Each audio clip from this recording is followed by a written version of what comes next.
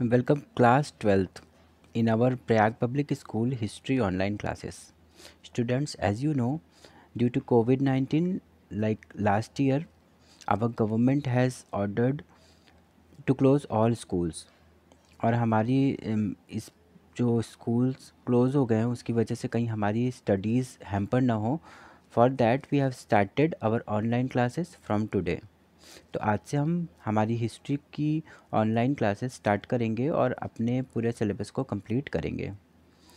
But before that we should know what we have to study in class 12th। हमारा syllabus क्या है, what is our syllabus and how our syllabus is divided into 4 exams.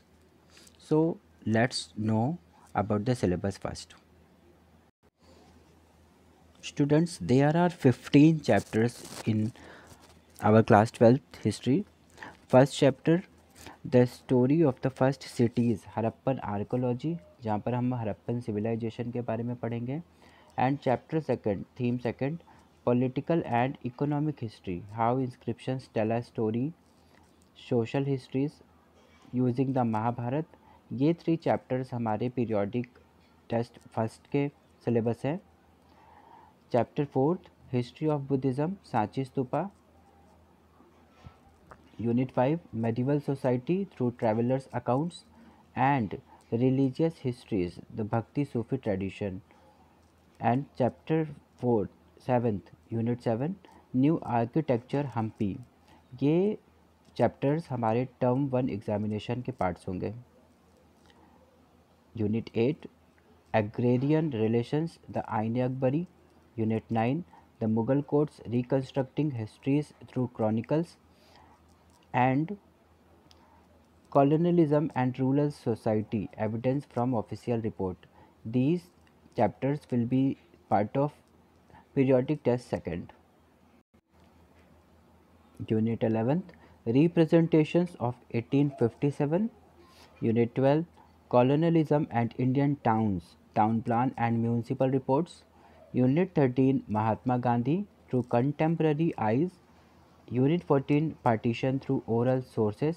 And last chapter, Unit 15, The Making of the Indian Constitution.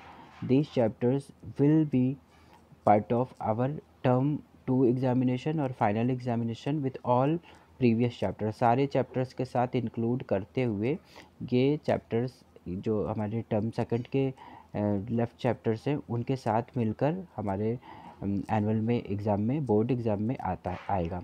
ठीक है, तो ये chapters हैं जो हम लोगों ने अभी इस तरीके से डिवाइड किया हुआ है, लेकिन बोर्ड एग्ज़ाम में ये सारे चैप्टर्स एक साथ हमारे आने वाले हैं। तो आज हम स्टार्ट करेंगे हमारा theme first, chapter first. And the name of the chapter is bricks, beads and bones, the Harappan civilization. इस चैप्टर का नाम ब्रिक, बीड्स और बोन्स रखने का की ज़रूरत इसलिए पड़ी क्योंकि यहाँ पर जो इस चैप्टर में हम सब कुछ पढ़ने जा रहे हैं वो that is all about Indus valley civilization, जिसको हम दूसरे नाम जो कि हड़प्पन सिविलाइजेशन के नाम से भी जानते हैं, उसके बारे में पढ़ेंगे। जहाँ पर जो भी इंफॉर्मेशन हमको मिल रहा है वो मिल रहे हैं थ्रू डिफरेंट आर्कियोलॉजिकल सोर्सेस, जिनमें से जो इम्पोर्टेंट सोर्सेस है लाइक ब्रिक्स, बीड्स और बोन्स, ये हमारे बहुत इंपॉर्टेंट आर्कियोलॉजिकल सोर्सेस हैं जिनसे हमें इस पूरे सिविलाइजेशन के बारे में पता चलता है। शायद इसीलिए इस चैप्टर का को या इस थीम को, इस हड़प्पन सिविलाइजेशन को इस नाम से हमारे इस चैप्टर में दिया गया है। ठीक है, इंडस वैली सिविलाइजेशन, जो कि नाम से ही पता चल रहा है कि ये एक वैली के पास हुई सिविलाइजेशन की है ना। जो एक रिवर है इंडस रिवर, रिवर इंडस, उसके आसपास एक तरह की सिविलाइजेशन क्रिएट हुई जिसको हम इंडस वैली सिविलाइजेशन के नाम से जानते हैं। अब क्वेश्चन ये आता है कि व्हाट इज सिविलाइजेशन, सिविलाइजेशन होता क्या है, हम किस सोसाइटी को या किस कंट्री को सिविलाइज्ड कहेंगे। तो a society which has its own highly developed culture and way of life is called civilized society। जब हम किसी भी सोसाइटी के सिविलाइजेशन की बात करते हैं तो हम वहाँ पर लोगों के वे ऑफ लाइफ की के बारे में बात करते हैं कि वो किस तरीके से रहते हैं, किस तरीके से जीते हैं, उनका क्या सिस्टम है, मतलब डेली लाइफ उनकी कैसी है, और उनका मतलब एक तरीके से वो वेल डेवलप्ड कल्चर उनका होता है। और साथ ही साथ पर उनके तौर तरीके और पूरा एक जो उनका एक सिस्टम होता है उसके बारे में पढ़ते हैं। तो इंडस वैली सिविलाइजेशन में भी हम इंडस वैली के पास ये जो सिविलाइजेशन क्रिएट हुई उनके कल्चर के बारे में, उनके रहन सहन के बारे में और उनके डेली लाइफ के बारे में पढ़ेंगे। First of all let's know where is Indus river. ये रिवर इंडस है कहाँ, क्योंकि जब हम समझते हैं कि ये हड़प्पन सिविलाइजेशन इंडस रिवर के आसपास हुई, तो सबसे पहले हमें मैप के थ्रू जान लेना ज़रूरी है कि ये वो कौन से एरियाज़ हैं, वो कौन से क्षेत्र हैं जहाँ से रिवर इंडस फ़्लो करती है, और वो कौन कौन से साइट्स हैं जहाँ पर हमारी हड़प्पन सिविलाइजेशन क्रिएट हुई। तो अब ये ब्लू कलर के साथ हम देख सकते हैं, we can easily see river Indus, the 3180 kilometres river rises in western Tibet. जो हमारा तिब्बत दिखाई दे रहा है यहाँ पर मैप में हमारे राइट साइड पर दिखाई दे रहा है तिब्बत, वहाँ का देखते हैं जब हम, तो वेस्टर्न पार्ट जो है हमारे तिब्बत का, यहाँ से ओरिजिनेट हो रही है हमारी ये रिवर इंडस, जो कि फ़्लो करती हुई लद्दाख और गिलगिट बल्टिस्तान, जो कि लद्दाख हमारा जम्मू और कश्मीर का पार्ट है, बल्टिस्तान भी हमारे जम्मू और कश्मीर का ही पार्ट है, यहाँ से फ़्लो करती हुई ये होती हुई हमारी नांगा पर्वत, यहाँ पर हम देख सकते हैं उस डॉट के थ्रू कि यहाँ पर हमारा नांगा पर्वत है, जिसके लेफ़्ट साइड से ये होती हुई पाकिस्तान के अंदर एंटर कर रही है। पाकिस्तान जो कि उस टाइम पर तो हमारा मतलब पाकिस्तान अलग नहीं था, पाकिस्तान भी हमारे इंडिया के साथ ही जुड़ा हुआ था। तो ये रिवर उस साइड से होते हुए पाकिस्तान में एंटर करती है और आगे फ़्लो करते हुए साउथ के साइड से फ़्लो करते हुए ये कराची का एक पोर्ट सिटी है। पोर्ट सिटी मीन्स वो सिटी जो कि अपनी बाउंड्री किसी वाटर बॉडी के साथ शेयर कर रहा है। यहाँ पर अरेबियन सी के साथ कराची अपनी बाउंड्री शेयर कर रहा है ना, तो ये पोर्ट सिटी जो कि हमारी कराची की पोर्ट सिटी है, ये यहाँ से होते हुए रिवर इंडस अरेबियन सी में जाकर मिल जाती है। ठीक है, तो अगर हम आसानी से इस पूरे रिवर पैटर्न को समझ लेते हैं कि ये रिवर कहाँ से ओरिजिनेट हो रही है और कहाँ पर जाकर ख़त्म हो रही है, तो हम बहुत आसानी से इंडस वैली सिविलाइजेशन यानी हड़प्पन सिविलाइजेशन के जो भी इम्पोर्टेंट साइट्स हैं, जो भी इम्पोर्टेंट प्लेसेस हैं, उनको बहुत आसानी से मैप में लोकेट भी कर पाएंगे और अंडरस्टैंड भी कर सकते हैं, समझ भी सकते हैं कि वो प्लेसेस कौन कौन से हो सकते हैं। Now move on in the chapter. अब हम चैप्टर की तरफ चलते हैं और समझते हैं द हड़प्पन सिविलाइजेशन यानी इंडस वैली सिविलाइजेशन के बारे में और अच्छे से। सबसे पहले ये क्वेश्चन आता है कि ये सिविलाइजेशन जो कि इतनी ज़्यादा पुरानी है, जो कि अप्रॉक्सीमेट 2600 और 1900 बिफोर कॉमन एरा, मतलब बिटवीन इतने पाई जाती है ना, 2600 से लेकर 1900 बिफोर कॉमन एरा BCE के बीच की ये सिविलाइजेशन है, और ये इतनी पुरानी सिविलाइजेशन है। फिर भी हम इस सिविलाइजेशन के बारे में बहुत सारी चीज़ें जानते हैं, बहुत सारी इन्फॉर्मेशन अभी भी हमारे पास, मतलब एक एग्जैक्ट जो इन्फॉर्मेशन है इस पूरे सिविलाइजेशन के बारे में वो हमारे पास है। तो वो कौन कौन से सोर्सेस हैं जिनके थ्रू हमें इंडस वैली सिविलाइजेशन के बारे में मालूम चलता है। ठीक है, तो जैसे हम लोग हिस्ट्री पढ़ रहे हैं और सबको पता है, तुम सबको भी पता है कि हिस्ट्री में बहुत सारे अलग अलग तरह के सोर्सेस होते हैं, जहाँ पर आर्कोलॉजिकल सोर्सेस बहुत ही इंपॉर्टेंट सोर्सेस होते हैं, लिटरेरी सोर्सेस होते हैं, बहुत सारे लिटरेचर के सोर्सेस होते हैं जिनको भी दो पार्ट्स में डिवाइड किया गया है, रिलीजियस टेक्स्ट बुक्स वगैरह, और साथ ही साथ पर सेक्युलर टेक्स्ट भी होते हैं, है ना।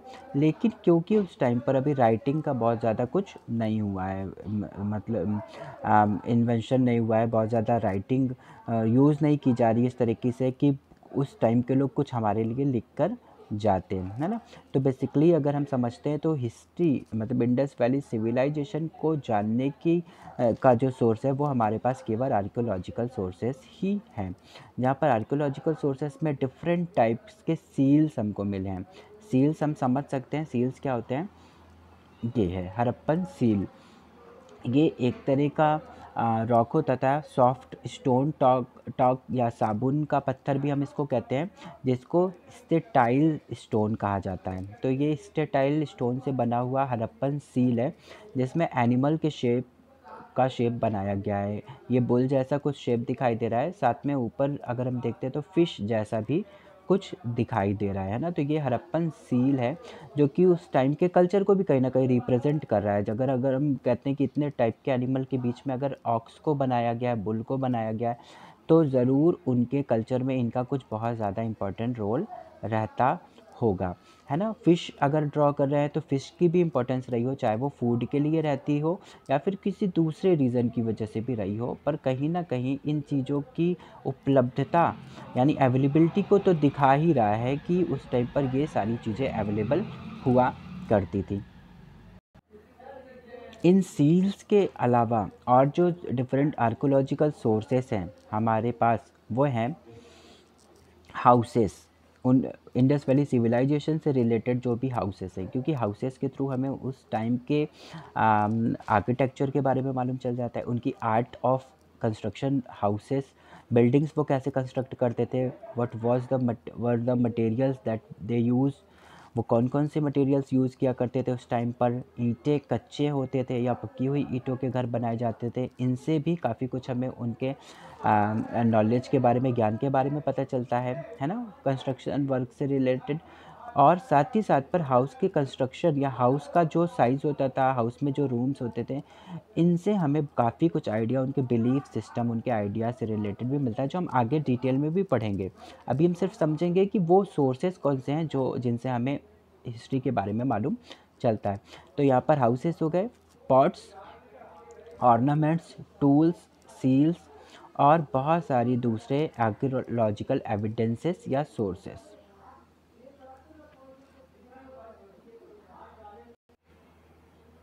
आर्कियोलॉजिस्ट ने इंडस वैली सिविलाइजेशन को हड़प्पन कल्चर के नाम से भी बताया है। मतलब हड़प्पन सिविलाइजेशन तो कहा ही है, साथ में आर्कियोलॉजिस्ट लोगों ने हमारे हड़प्पन कल्चर से भी हड़प्पा सिविलाइजेशन को कहा है, जहाँ पर कल्चर का मतलब उन्होंने लिया हुआ है for a group of object distinctive in style that are usually found together within a specific geographical area and period of time। और ये कौन कौन से ऑब्जेक्ट्स थे जिनके बेसिस पे यहाँ पर हमारे आर्कियोलॉजिस्ट ने उस स्पेसिफिक कल्चर को आइडेंटिफाई किया, तो वो वही सारे आर्कियोलॉजिकल सोर्सेज थे, लाइक सील्स, बीड्स, वेट्स। उस टाइम पर वेट भी यूज़ किया जाता था, जो बाट होता है जिससे हम लोग किसी भी चीज़ के वज़न को तौलते हैं, स्टोन ब्लेड्स और बेक्ड ब्रिक्स। ये सारे जो एविडेंसेस हैं ये कहाँ कहाँ मिल रहे हैं, ये अफ़गानिस्तान, जम्मू, बलूचिस्तान जो कि हमारे पाकिस्तान का पार्ट है, और गुजरात, इसके आसपास के एरियाज़ में ही ये सारे एविडेंसेस मिलते हैं। इसका मतलब कि ये सेम टाइप का जो कल्चर था, जिसे हम हड़प्पन कल्चर कहते हैं, जिसे हम हड़प्पन सिविलाइजेशन कहते हैं, जिसे हम इंडस वैली सिविलाइजेशन कहते हैं, उसके जो सेटलमेंट्स थे, उसके जो साइट्स थे, वो इन्हीं प्लेसेस के आसपास ही रहे हैं।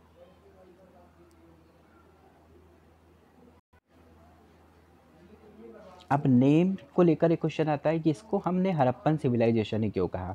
इंडस वैली सिविलाइजेशन तो समझ में आता है कि ये रिवर इंडस के पास, उसके वैलीज से ही में ये सिविलाइजेशन हो रही है, तो ये इंडस वैली सिविलाइजेशन। लेकिन हड़प्पा नाम देने के पीछे का क्वेश्चन क्या है, ये क्वेश्चन भी बहुत इंपॉर्टेंट है, ये बोर्ड्स में पूछा भी जाता है, जिसमें रीज़न ये है बिकॉज़ सबसे पहली बार जो डिस्कवर हुआ था इस सिविलाइजेशन के बारे में, जो सबसे पहली खोज की गई थी, इससे रिलेटेड जो एविडेंस मिला था, वो हड़प्पा नाम के प्लेस पे ही मिला था। इसके बाद खुदाई या डिगिंग करने का काम वो कंटिन्यू कर दिया गया, और फिर डिगिंग करते हुए पाया गया कि एक लार्ज एरिया में सेम टाइप के ऑब्जेक्ट्स मिल रहे हैं, सेम तरह की चीज़ें मिल रही हैं, जो कि बता रहा है कि ये एक बहुत लार्ज, एक वेल डेवलप्ड सिविलाइजेशन यहाँ रिवर इंडस के पास थी। ठीक है, तो क्योंकि सबसे पहली बार हड़प्पा में ये डिस्कवर हुआ था, सबसे पहले पाया गया था, इसके अवशेष, इसके रिमेन्स, इसलिए इस सिविलाइजेशन को हम हड़प्पन सिविलाइजेशन के नाम से जानते हैं। अब ये एक बहुत लॉन्ग टाइम पीरियड तक होता रहा, यानी हमने बताया कि अप्रॉक्सीमेट 2600 से लेकर 1900 बिफोर कॉमन एरा, आज का कॉमन एरा 2021, इससे 1900 लेस कर लो और उतने से भी 2600 लेस करके जब हम उसके बीच का टाइम पीरियड मालूम करते हैं तो हम समझ सकते हैं कि ये एक लॉन्ग पीरियड पर तक रही है। ये सिविलाइजेशन एक बहुत लार्ज लॉन्ग पीरियड तक डेवलप्ड अवस्था में यहाँ पर पाई गई। ठीक है, अब ऐसा तो हो नहीं सकता कि जब से ये स्टार्ट हुई तभी से वेल डेवलप्ड रही हो। आज हम भी अगर अपने सिविलाइजेशन को देखते हैं, हम भी बहुत सिविलाइज्ड लोग हैं, तो हम अपनी कंट्री को अगर देखते हैं तो हम, ऐसा तो है नहीं कि हमारी कंट्री शुरू से ही ऐसी रही होगी, नहीं, वो धीरे धीरे हम आज जिस भी स्टेज पर हैं, जिस भी अवस्था में हैं, हम जितना भी हम लोगों ने डेवलपमेंट बना कर लिया है, डेवलप्ड हो चुके हैं हम, वो एक प्रोसेस के थ्रू आया है ना। तो वैसे ही उसी तरीके से ये पूरी सिविलाइजेशन, ये जो ड्यूरेशन जो भी बताई जा रही है, जो भी टाइम पीरियड दिया गया है, उसमें डेवलपमेंट के प्रोसेस पे पाई गई है। ठीक है, तो जब स्टार्टिंग का टाइम है उस टाइम पर ये सिविलाइजेशन बहुत डेवलप्ड नहीं है, लेकिन जब एंडिंग टाइम आ जाता है तो उस टाइम तक ये बहुत बड़ी और बहुत विस्तृत, बहुत ब्रॉड सिविलाइजेशन बन जाती है।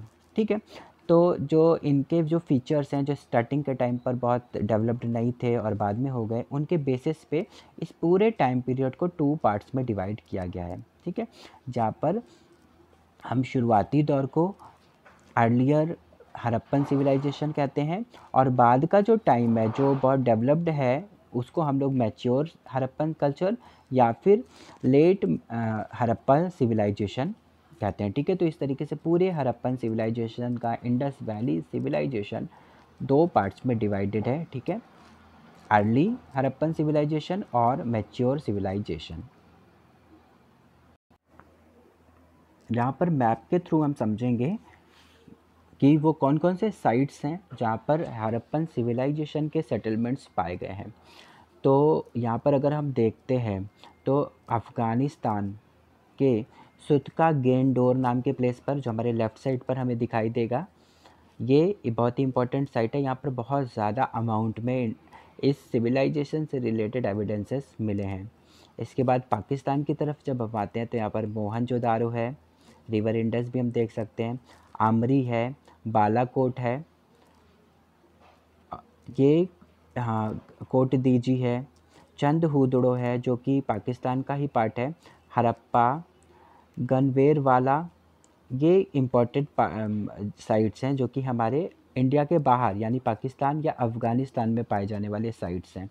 इनके अलावा जब हम इंडिया के साइट्स की बात करते हैं तो ये भी मैप क्वेश्चन बहुत इंपॉर्टेंट है, ऐसे क्वेश्चंस ही बोर्ड में आते हैं।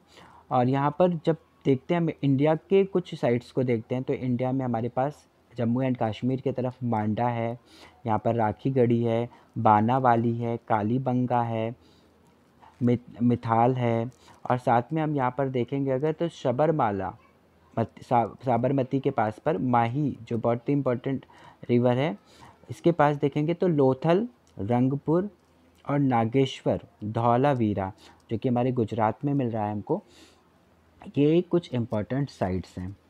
ठीक है, तो इतने के आगे हमारे इंडस वैली सिविलाइजेशन के साइट्स नहीं हैं। हम इतना ही याद रखेंगे कि ये इम्पोर्टेंट कौन कौन से साइट्स हैं और इनको मैप में हम प्रैक्टिस करके भी तैयार कर लेंगे। ठीक है, तो ये इसके बाद यहाँ पर कुछ इम्पोर्टेंट चीज़ें हैं जो हमारे बुक के बॉक्स में दी हुई है, जो कि हमें चैप्टर को अंडरस्टैंड करने में बहुत हेल्प करने वाली है।